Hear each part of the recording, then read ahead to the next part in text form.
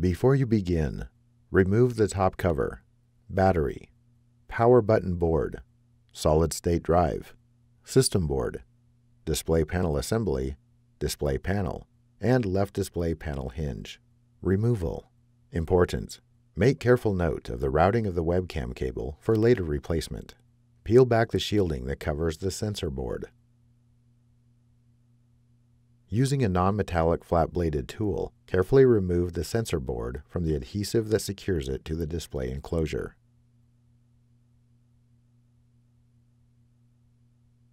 Peel back the retention tape and disconnect the webcam cable from its connector on the sensor board.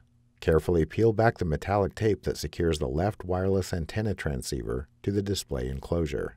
Carefully peel back the shielding that secures the webcam cable to the display enclosure. Remove the webcam cable from the routing channel, retention tape, and adhesive that secures it to the display enclosure. Peel back the retention tape and disconnect the webcam cable from its connector on the webcam. Repeat this step for the remaining ZIF connector on the webcam. Remove the webcam cable. Reverse this procedure to install the webcam cable.